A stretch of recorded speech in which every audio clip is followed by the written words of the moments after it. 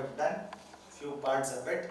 Now in continuation, we will discuss in detail the electric flux and its calculation. So this is a very important topic. This is a very important topic you must understand properly.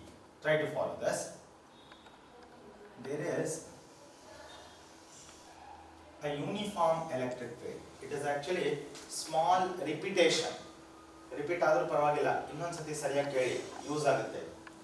This is a positively charged plate and this is a negatively charged plate.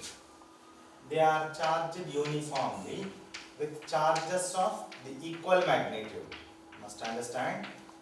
ಇಲ್ಲಿ ಎಷ್ಟು positive charge ಇದೆಯೋ same amount of negative charge with same uniform distribution you can find on the other plate. Okay, in between positive and negative plates there exist electric field lines. Electric field lines originate from positive end and terminates at negative end. So this is how the field lines are produced. In the last class I have told you electric field lines will be parallel lines in uniform electric field. If you say that field is uniform, then there will be parallel field lines. Okay. Now, to calculate flux, I explained you on that day. To calculate flux, what do? We take a area which is held perpendicular to the field lines. See, area is like this. Field lines are going like this.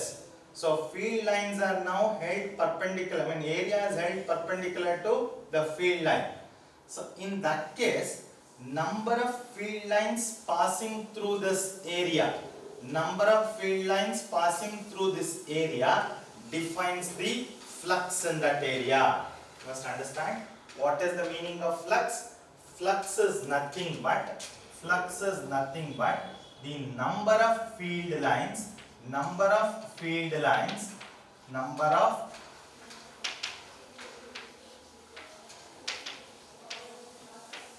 passing the area considered. Okay, number of field lines passing perpendicular to the area considered is itself electric flux. Okay, then electric flux. Sir, how many lines we can draw? How many lines we can imagine? Because it is totally imaginary. Actually you don't see any field line in physical existence. It is only an imagination. So how many lines I am supposed to imagine in a given area, in a given field? For that question, there is an answer. I told you on that day. Flux eshtirbeku andre, suppose if you have a field of 10 Newton per coulomb here. If the electric field is 10 Newton per coulomb, then in one unit area held perpendicular to the field, you must have only 10 lines. ಚೆನ್ನಾಗಿ ನೆನಪಿಟ್ಕೊಳ್ಳಿ. ಈ ತರ ಇಲ್ಲಿ field 10 Newton per coulomb ಇದ್ರೆ ಒಂದು unit ಏರಿಯಾನಲ್ಲಿ unit area ಯಾವುದು undefined area ಅಲ್ಲ. See ಈ ಕೇಸಲ್ಲಿ you can have any area of any magnitude to define flux. But to define the number of field lines I must consider a unit area. If that unit area is held perpendicular to the field, the number of field lines through that unit area must be exactly equal to the electric intensity magnitude. Okay? Now try to understand. Suppose the field here is 10 Newton per coulomb. Field is how much? 10 Newton per coulomb. Now I am holding an area. Like this. ಈ ಏರಿಯಾದ ಎಷ್ಟು ಅಂದ್ರೆ area magnitude is 4 unit area. Let us say area is 4 units. 4 unit area ಇದೆ. Here the field is 10 Newton per coulomb. ಹಾಗಾದ್ರೆ in this whole area how many field lines are supposed to be there? For that question the simple answer is 10 Newton per coulomb means 10 field lines per unit area. If this is 4 unit areas, then it must be 4 into 10. So total flux is equal to 10 per unit area. Of that kind there are 4 units, therefore it must be 40. It must be 40. You understand? Suppose if I assume that this area is 20 unit area. Then tell me how many flux lines are supposed to be there? Flux will be equal to 1 unit area ali 10 irbeku, which is equal to intensity, and total area considered as 20. So it becomes 10 into 20, 200. 10 into 20, 200. I think you are understanding this. One more little example I consider. Say this is 30 unit area. 10 Newton per coulomb is the feed. 30 unit areas we have. What is the flux? Flux is equal to 10 into 30, which will be 300. So this is the way we calculate the flux. Actually what we are doing here, you try to understand. It is the magnitude of the intensity. This is the magnitude of the area. On multiplying area with intensity, we get the flux. Last class also I have made it clear. I told you intensity is always equal to flux per unit area. Do you remember? It is the same formula what we discussed in the last class. So how do we calculate flux? Flux is nothing but the number of field lines passing normally through a given area. Through a given area, number of field lines passing perpendicular to it is itself electric flux, and electric flux is always the product of electric intensity and area. Electric intensity and area. Now let me raise one question for you. You think properly and answer. I will rub this. See, ಈ question ಅರ್ಥ ಮಾಡಿ. ಈಗ ನಾನು ಒಂದು area ತಗೊಂಡಿದ್ದೀನಿ. Area magnitude is 15 units. How much? 15 units. Area magnitude 15 units ಇದೆ. ಈ ಇಡೀ ಏರಿಯಾದಲ್ಲಿ, in the whole of this area, say you have total of 300 field lines. 300 field lines ಇದೆ ಅಂತ ಇಟ್ಕೋ. Field lines ಎಷ್ಟು? 300 ಇದೆ. Area 15 units. ಹಾಗಾದ್ರೆ what is the electric intensity in this area? What is the electric intensity in this area? To calculate that, we will do the simple calculation. Electric intensity is flux by area divided by 15. It becomes 20. So intensity is 20 units. 20 units. Understood clearly? Yeah, Newton per coulomb ಬರೆಯಲಿಲ್ಲ sir ಅಂದ್ರೆ ಇದನ್ನ SI units ಅಲ್ಲಿ ಕೊಟ್ಟಿಲ್ವಲ್ಲ ಅವರು, ಅದರಿಂದ even intensity unit is not specific. ಅದನ್ನ I am simply writing it as units. ಹಾಗಾಗಿ this is the way we use this relation phi is equal to E into A. Got to know this? On the basis of this only we wrote its unit and dimension. You must recall intensity measured in Newton per coulomb, area measured in meter square. Therefore it is Newton meter square per coulomb. I think you have followed this idea clearly. ನೋಡಿ ಅವತ್ತು ಒಂದ್ಸತಿ ಮಾಡಿದ್ದು, ಈಗ ಇನ್ನೊಂದ್ಸತಿ ಯಾಕೆ ಮಾಡಿದೆ ಅಂದ್ರೆ ಇದು ಸ್ವಲ್ಪ ಕಾಂಪ್ಲೆಕ್ಸ್ ಕಂಡೀಷನ್ಸ್. ನೀಟಾಗಿ ಗಮನ ಕೊಟ್ಟು 2-3 ಸತಿ ಕೇಳಿದ್ರೆ ಮಾತ್ರ ಅರ್ಥ ಆಗುತ್ತೆ, ಅದರ್ವೈಸ್ ಇಟ್ ಬಿಕಮ್ಸ್ ಬ್ಲ್ಯಾಂಕ್. ಅದರಿಂದ ಆ ಥರ ಆಗದೆ ಇರಲಿ ಅಂತ ರಿಪೀಟೆಡ್ ಇಟ್. ಏನೇ ಡೌಟ್ ಇದ್ರು you please raise that question in the WhatsApp group. Don't neglect. ಅರ್ಥ ಮಾಡ್ಕೊಳ್ಳೇಬೇಕಿದು. Most important idea, useful even in magnetism. ಮುಂದಿನ ಚಾಪ್ಟರ್ಗಳಲ್ಲೂ ಯೂಸ್ ಆಗುತ್ತೆ. ಅದರಿಂದ at no cost you can compromise with this. Okay, right. I'll rub this and fill it. That we must understand. Before we move to that, let me take the repetition of area element. Area element. ಇದೊಂದು concept ಅರ್ಥ ಮಾಡ್ಕೊಂಡ್ಬಿಡೋಣ. We will understand the difference between area and area element. You must understand the difference between area and area element. Afterwards only we can understand the other concepts of this issue. Okay, now let me take this as area. See, this is the area. Area has got a magnitude. So this book has got some area. It has got a magnitude. Now to make this area element, remember area is a scalar. Area is a scalar. But area element is a vector. It is a made vector. How do we make this a vector? That's the next question. Very simple. for all vectors, it is necessary to have a unique direction. Now, for any given area, direction is always it. You must understand. How do we assign the direction for area? Area direction is the direction of the normal drawn to it. Very important understanding. You must not be negligent towards this. ಸರಿಯಾಗಿ ಕೇಳಿಸ್ಕೊಳ್ಳಿ. ಒಂದು ಏರಿಯಾಗೆ ಹೀಗೆ normal ಬರೆದ್ರೆ ಅದು area direction ಅನ್ನು ಕೊಡುತ್ತೆ. After getting a normal attached to it, area becomes area element. So now if I tilt the area, even the direction changes. See, the normal changes. So normal always gives the direction for the area element, the most important part. Okay, now continuing further. Electric field, this is positive end and this is the negative end. Electric field lines are all parallel field lines, isn't it? All the electric field lines will be parallel.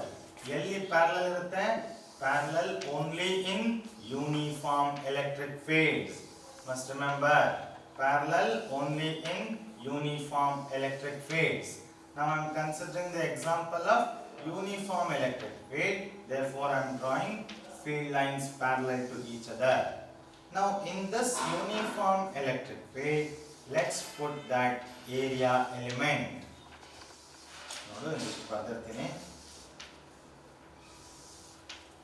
Now in this area, in this electric field, let me put this area. See, if I hold the area like this, area hige idkondre, see, illinda illi tanka, almost till this point, all the field lines within this are included within this area, isn't it? All the field lines are passing through this area. Now instead of holding it this way, if I tilt it a bit, then certain number of field lines, see hige idkonಡಾಗ ಏನಾಯ್ತು, ಮೇಲ್ಗಡೆ ಒಂದು miss ಆಯ್ತು, ಕೆಳಗಡೆ ಒಂದು miss ಆಯ್ತು. So if I hold it like this, few field lines will miss the area, and if I hold it exactly like this, then there is no single line which is passing through the area. Okay, so number of field lines enclosed by the area depends on the orientation. Number of field lines enclosed by the area depends on the orientation. If you go on changing the orientation, you will be noticing the reduction in the field line number. When once the area becomes parallel to the field line, the number of field lines enclosed by that would drop to 0. You understand this? That will drop to 0. ಅದರಿಂದ ಈಗ ಇದನ್ನು calculate ಮಾಡೋದಕ್ಕೆ we will make use of the concept of area element. See, I hold this area element like this. ಈ ತರ ಇಟ್ಕೋತೀನಿ, ಅರ್ಥ ಮಾಡ್ಕೋ, ಈ ತರ ಇಟ್ಕೋತೀನಿ. ಈಗ ಏರಿಯಾ ಎಲಿಮೆಂಟ್ ಹೀಗಿದೆ, ಇದನ್ನ ಬರೆಯಕ್ಕಾಗಲ್ಲ ಬೋರ್ಡ್ ಮೇಲೆ. I'll show you. ಇದನ್ನ ಹೀಗೆ ಬೆಂಡ್ ಆಗಿ ಹಿಂಗೆ ಇಟ್ಕೊಂಡಿದ್ದೀನಿ. ಸೊ ಇಲ್ಲಿಂದ ಸುಮಾರು ಇಲ್ಲಿ ತನಕ.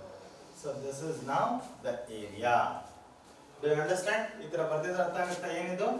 ಈ ಕ್ರಾಸ್ ಲೈನ್ ಬರ್ದಿರೋದು ಏನು ಹೇಳು? It is the position of the area. C earlier these two lines were included in that. These three lines were included in that. Now for this position, these two lines in the upper segment, three lines in the lower segment are excluded from the area element, isn't it? Now how many field lines are there? To calculate that, we must first calculate the effective area which is inclusive of field lines. That we must calculate first. How much amount of area is having field lines passing through it? That we must calculate. The magnitude of area containing the field lines. See, not observe ಮಾಡು ಇಲ್ಲಿ correct ಆಗಿ ಕೇಳು. Only within this area field lines are included. So ಇಷ್ಟು ಅಗಲ ಇದ್ರೂ area ಇಷ್ಟು field lines ಮಾತ್ರ ಇದು ಹಿಡ್ಕೊಂಡಿರೋದು. ಅದರಿಂದ instead of considering this big area, ಈ ತರ ಉದ್ದದ ಇಷ್ಟು ತಗೊಳ್ಳೋ ಬದಲು ಈ ತರದ ಒಂದು ಸ್ಮಾಲ್ ಏರಿಯಾ ತಗೊಂಡ್ರೆ ಸಾಕು. Because it is going to hold the same number of field lines. But how much is this area equal to? To calculate that, first let me check the direction of the area. How do we judge the direction of the area? By drawing normal to it, by drawing perpendicular to it. This is giving me the direction of area, and it is making an angle theta with the direction of the electric field. Okay. Now this area can be resolved into two components. Resolve ಮಾಡೋದು ನಿಮಗೆ ಗೊತ್ತಿದೆ. ಇದು vector ಆದ್ರೆ ಇದು adjacent side.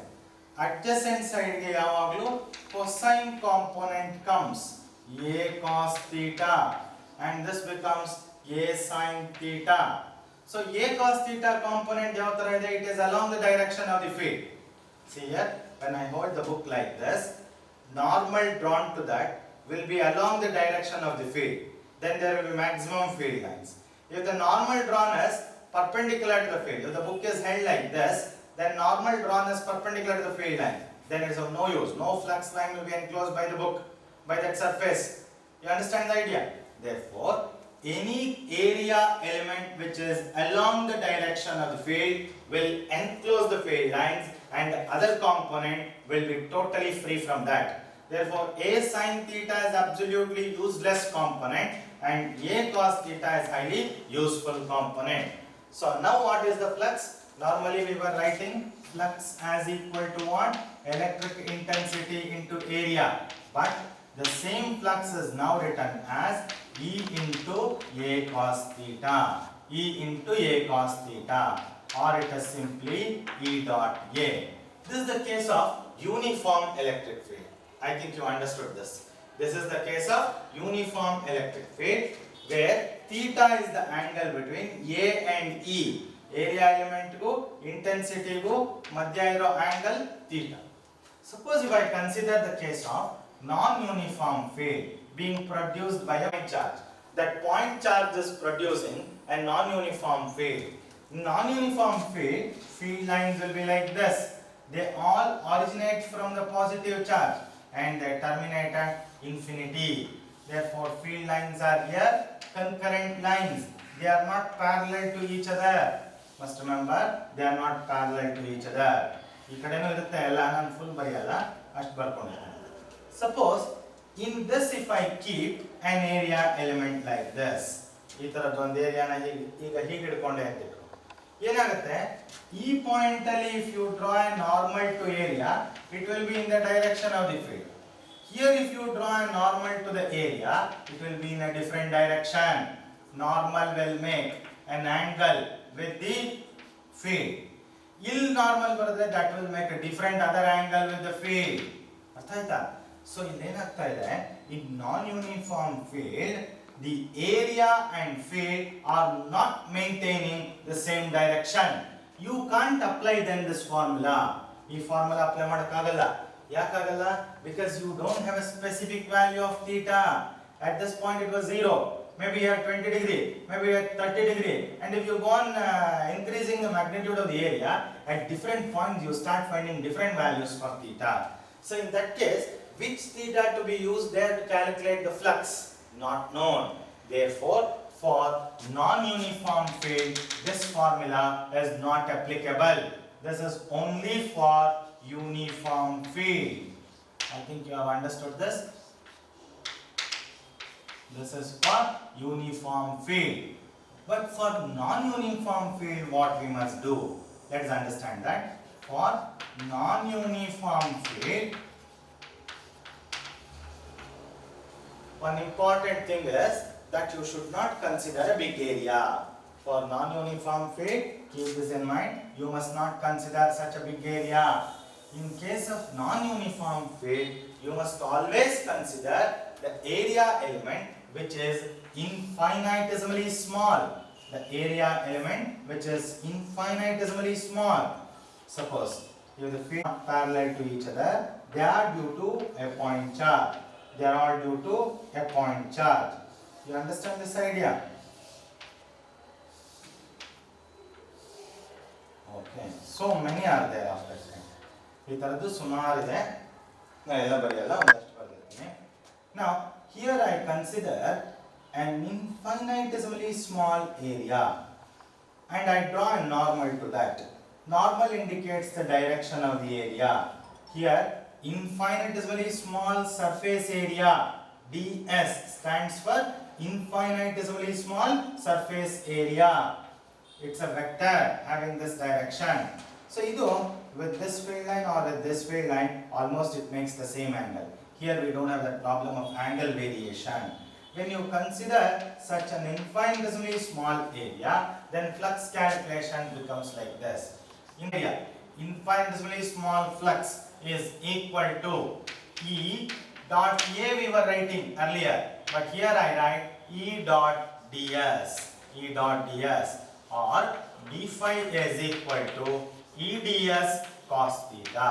Must remember, d phi is equal to E ds cos theta. So d phi is equal to E ds cos theta for non-uniform field and d phi is equal to EA cos theta for uniform field.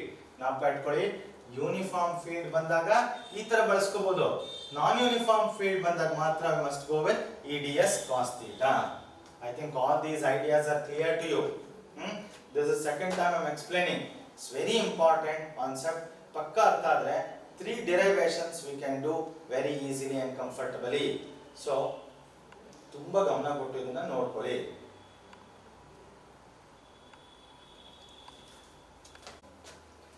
See, we have already followed a theoretical argument on the calculation of electric flux.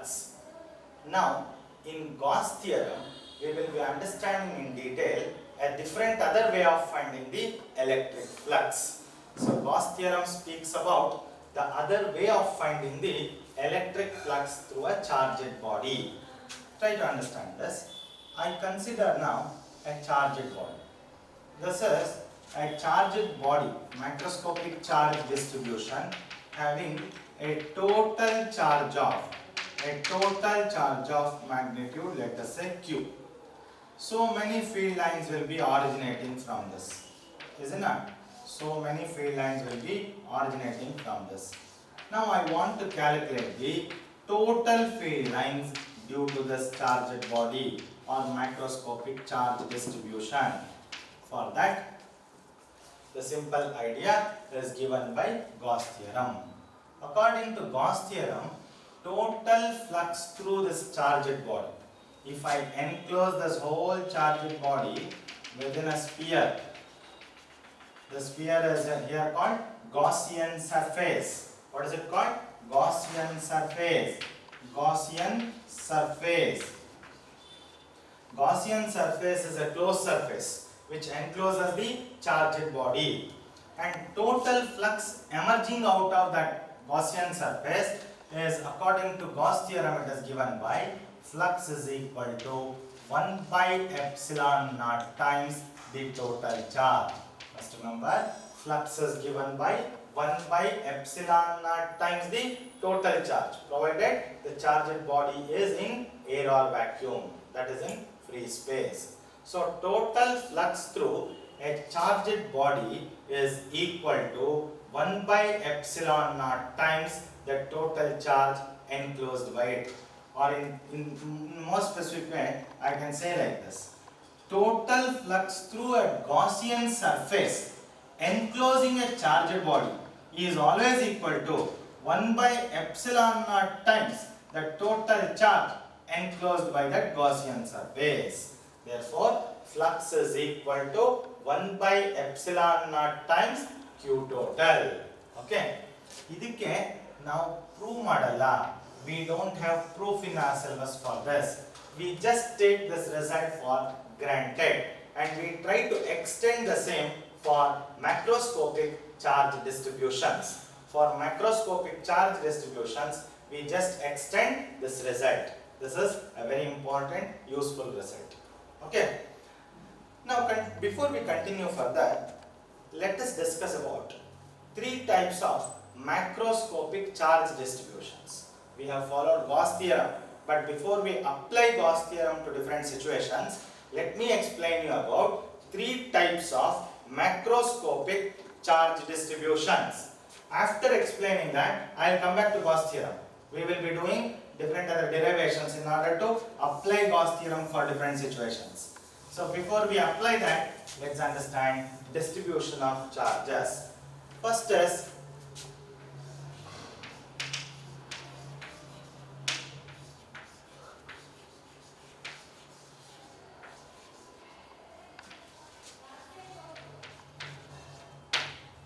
linear charge density. Linear charge density. First type of charge distribution is linear charge density. Remember, there are three types of charge distributions. Macroscopically, ಮೂರು type charge distribution ಇದೆ. ಅದರಲ್ಲಿ first I am considering the linear charge density. Linear charge density, how to define it? Let's follow. I consider a very thin wire of some metal.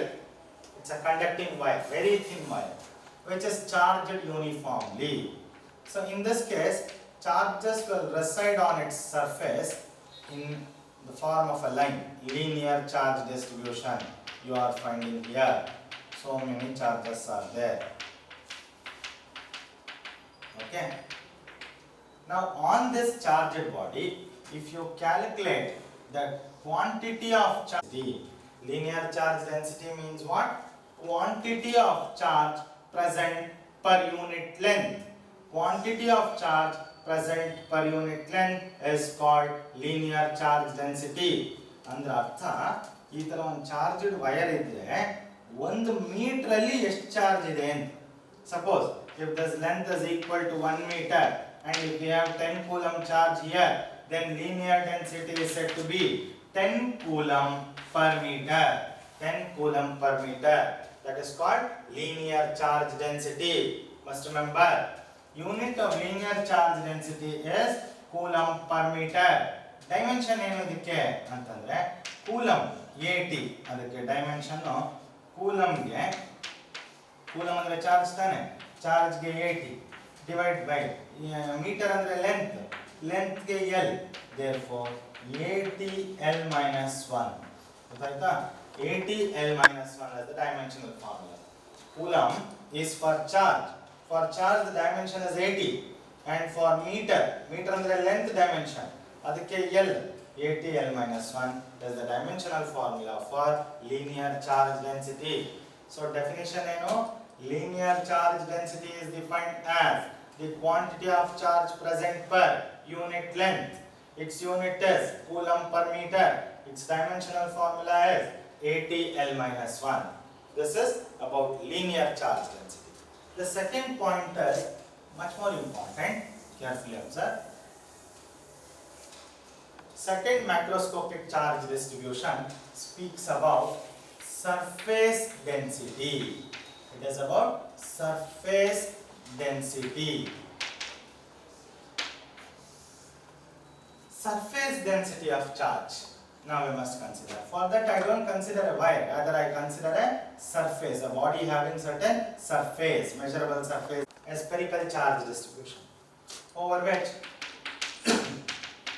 the charges are uniformly distributed like this.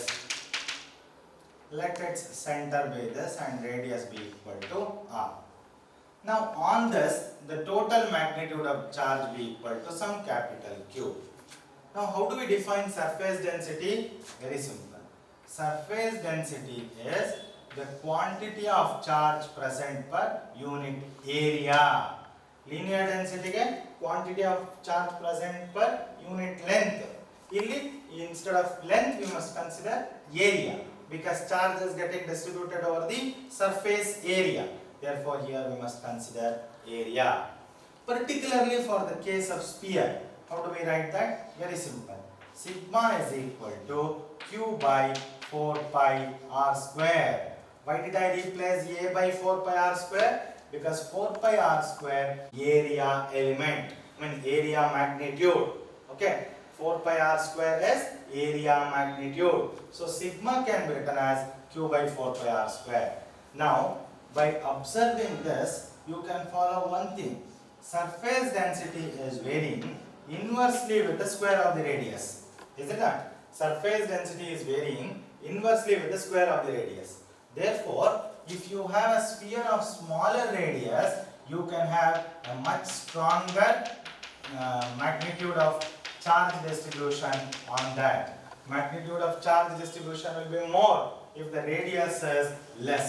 Smaller the radius, more will be the surface density. More will be the surface density. ಅಂದ್ರೆ sharp ಅಂದ್ರೆ ಸಣ್ಣ radius ಇರೋ surface ಮೇಲೆ we can accommodate more magnitude of charge. Surface density can be enhanced. Okay, that's one point. ಇನ್ನೊಂದು ನೋಡು, ಒಂದು pin ಇದೆ ಅಂತ ಇಟ್ಕೊ. ಒಂದು pin, a sharp pin is there. This is a pin. This is the sharp edge of the pin. Now if you observe this through a lens, you look at this through a lens. If you see this through a lens, you will be able to see that sharp edge looking like a very small spherical curve or arc of a sphere, an arc of a circle. Okay, ಈ ತರ ಕಾಣುತ್ತೆ. ಇದು sharp ಆಗಿದೆ ಅಲ್ವಾ? Microscope ಅಲ್ಲಿ ಅಥವಾ lens ಅಲ್ಲಿ ನೋಡಿದ್ರೆ ಸ್ವಲ್ಪ ಕರ್ವೇಚರ್ ಫೀಲ್ ಆಗುತ್ತೆ. It's a very small arc of a circle whose radius is too small. ಅದರಿಂದ if you charge a pin, all the charges they tend to accumulate over the tip. Typically, there will be huge collection of charges because radius is smaller. When radius becomes smaller, surface density becomes larger. In a small area, you will start finding large amount of charge. Okay, that is why a body which is having so many sharp edges and corners like this, if you have any irregular object something like this, and if you try to charge this conductor, you will be able to find greater charge accumulation at the sharp edges and corners. Okay, greater charge distribution you can find at the edges and corners. Therefore, whenever a body is charged, you must remember, whenever a body is charged, large charge accumulation always occurs at the tip or edge or corner. Sharp edges and corners, they always accumulate more charge. So ಹೀಗಿದ್ದಾಗ ಏನಾಯ್ತು ನೋಡು, ಈಗ ಈ pin case ಅಲ್ಲಿ there are so many charges over the surface, but they are all very close to each other and they are all like charges. In principle, like charges do not stay together. They exert great repulsion in between. ಹಾಗಾಗಿ ಇಲ್ಲಿ ಬಲವಂತವಾಗಿ ಕೂತಿದೆ ಎಲ್ಲವುವೆ, ತುಂಬಾ repulsion ಇದೆ, ಆದ್ರೂ ಆ edge and corner ಅಲ್ಲಿ ತುಂಬಾ ಬಲವಂತವಾಗಿ forcibly they are made to sit there. ಈಗ ಅಕಸ್ಮಾತ್ ನಾನು ಒಂದ್ಸತಿ ಉಫ್ ಅಂತ ಊದ್ಬಿಟ್ರೆ ಸಾಕು ಜೋರಾಗಿ, even with a little force which is caused by the blow of wind, even that itself is more than sufficient to push out all these charges into atmosphere. ಎಲ್ಲ ಉಫ್ ಅಂದ ತಕ್ಷಣ ಹಾರೋಟೋಗುತ್ತೆ. This is called action of points. ಏನಂತಾರೆ ಇದನ್ನ? Action of points. In lightning arresters, we make use of this principle. Heard of lightning arresters? ಕೇಳಿದಿರಲ್ವಾ ಇದು? Simply light arresters or lightning arresters in particular. ಏನದು ಅಂದ್ರೆ ಈ ದೊಡ್ಡ ದೊಡ್ಡ building ಗಳಿರುತ್ತವೆ,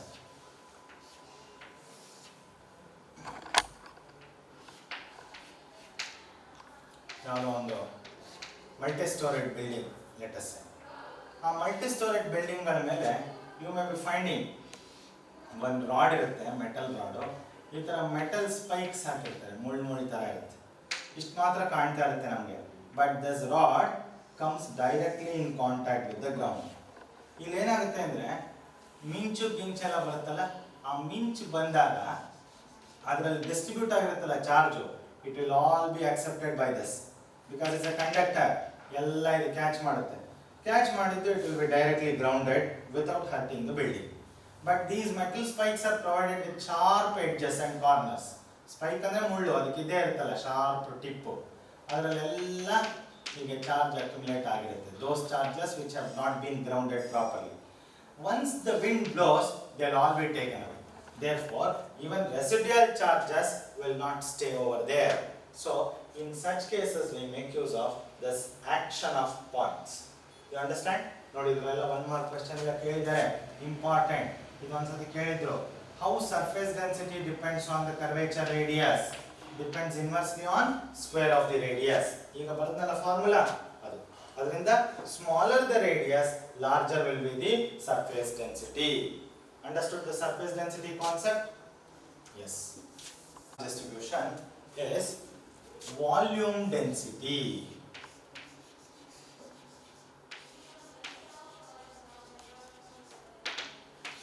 volume density. Very simple, very easy to understand. Carefully observe. I consider now a bad conductor. I don't consider a good conductor. Bad conductor is a speciality. If you create a charge, whether on the surface or inside it, it will stay over there only. Charge cannot move. On a bad conductor, always remember, charges are localized. They are localized. They cannot execute the motion. Whereas in a good conductor, even if you create a charge within the sphere, immediately it will rush to the surface. Charge always tends to stay over the surface in case of good conductors. In case of bad conductors, charge will reside at the point where it has been produced. Say I consider now a bad conducting sphere which has got a uniform charge distribution. Uniform charge distribution. See, bad conductor adrinda charge distribution is present on the surface also and within the surface also. Okay. In this case, quantity of charge present per unit volume, because in the whole of the volume charge is present. So charge present per unit volume defines something called volume density of charge. Volume density of charge. Remember, for this ನಾನು ಹಿಂದೆ surface density ಬರೆದೆ, ಅದಕ್ಕೆ ಏನು ಬರೆದಿದ್ವಿ, charge by area. Linear density ಏನು ಬರೆದ್ವಿ, charge by length. ಇಲ್ಲಿ unit ಏನಾಯಿತು, coulomb per meter. ಇಲ್ಲಿ coulomb per meter square. On the same lines, you tell me, it is coulomb per, this is meter square, this is coulomb per meter cube. ಇಲ್ಲಿ dimension ಏನು ಬರೆದ್ವಿ, 80L-1. ಕರೆಕ್ಟಾ? ಇಲ್ಲಿ charge ಗೆ 80, but metre square ಇರೋದ್ರಿಂದ L-2. ಇಲ್ಲಿ charge ಗೆ 80, metre cube ಇರೋದ್ರಿಂದ L-3. Dimensional formula. Understood? Unit and dimension of this? Okay. So we have followed three types of charge distributions. ಯಾವ್ಯಾವುದು? Linear density, volume density and surface density. Three important distributions. Now, by making use of these three distributions and Gauss theorem, we will be able to arrive at few important conclusions. Few important conclusions. Very important conclusions. ನೋಡಿ, ಈಗ ನಾನು 3 derivations ಮಾಡ್ತೀನಲ್ಲ, ಆ 3 derivation ಅಲ್ಲಿ ಒಂದು most probable question in the examination 3ರಲ್ಲಿ ಒಂದು ಕೇಳಬಹುದು. Chances are very rich. So ತುಂಬಾ ಕೇರ್ಫುಲ್ ಆಗಿ ಅಬ್ಸರ್ವ್ ಮಾಡಿ ಅರ್ಥ ಮಾಡ್ಕೋಬೇಕು. Spherical shell. Try to understand. We are applying Gauss theorem now to a charged spherical shell. Charged spherical shell. Let me consider a charged spherical shell. Shell means it is hollow within. Okay.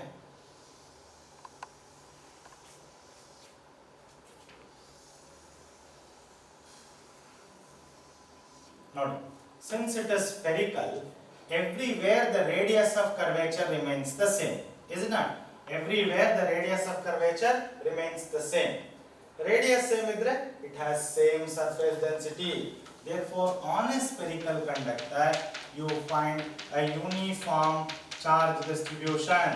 Uniform charge distribution. Field lines hagirutte. Field lines due to the spherical conductor will be always perpendicular to the surface.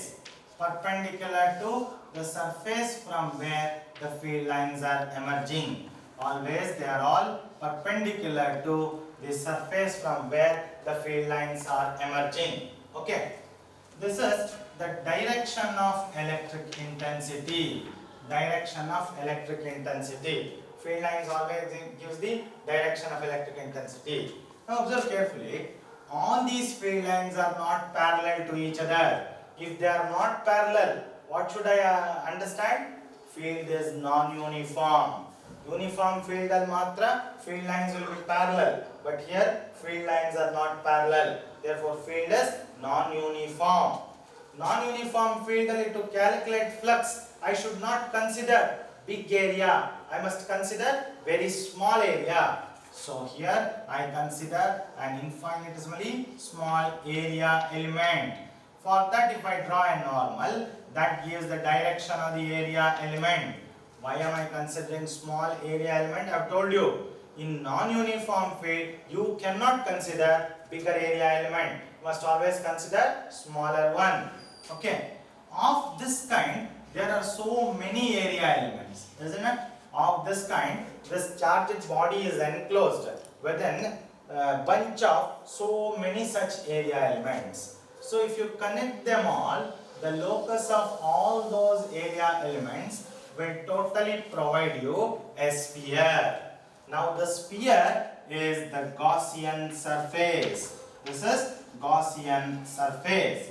This Gaussian surface encloses the total charged body.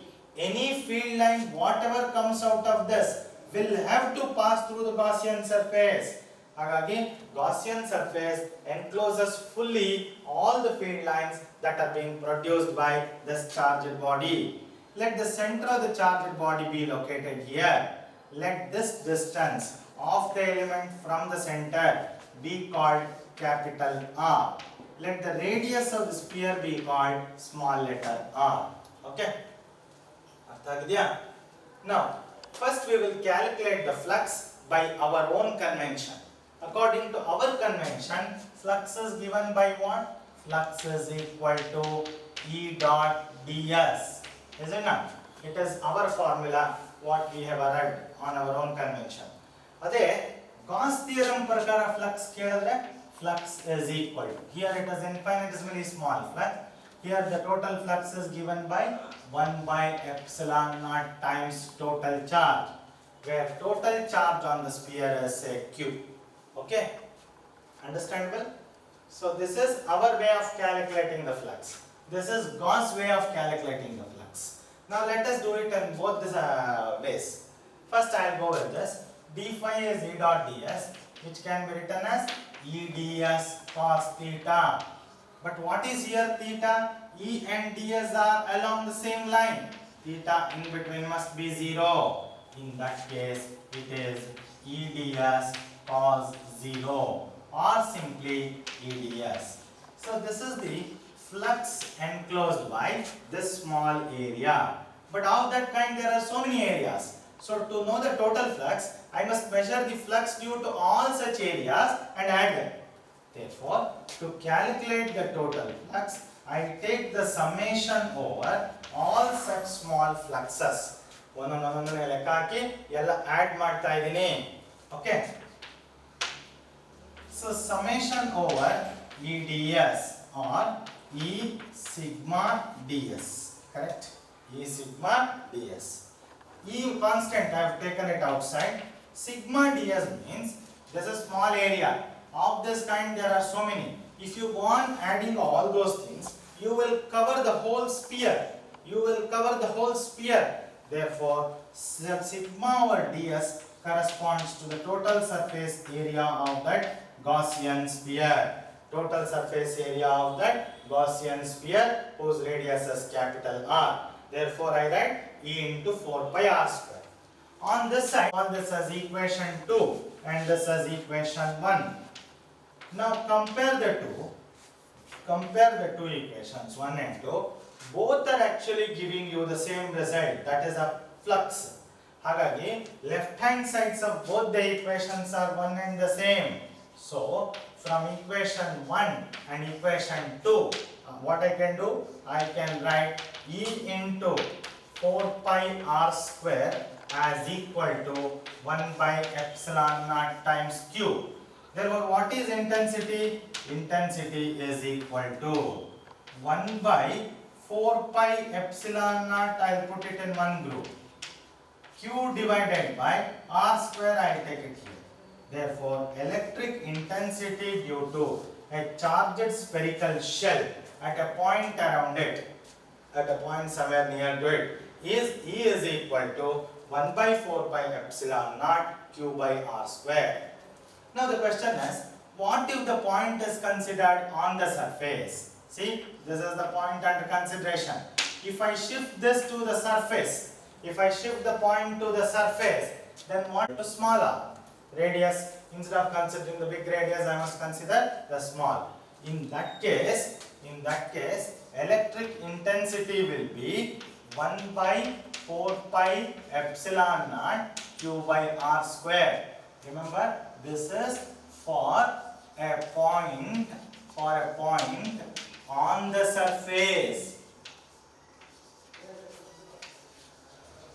Okay, for a point on the surface, the expression is like this. For a point near the charged body, expression is 1 by 4 pi epsilon naught Q by R square. Now the other question comes into your mind. What if the point is considered within? Try to understand. All the flux lines are leaving the body. No flux line is entering the body, because already we have told the condition. Field lines do not enter into conductor. There is no flux means there cannot be any field. Therefore, for a point inside it, you must remember electric intensity is absolutely zero. Intensity is absolutely zero for a point inside it. For a point on the surface and outside the surface only, fields will be non-zero. Most important derivation for 5 marks. Okay? ನೀಟಾಗಿ ನೋಡ್ಕೊಳ್ಳಿ ಇದನ್ನ ಒಂದ್ಸತಿ.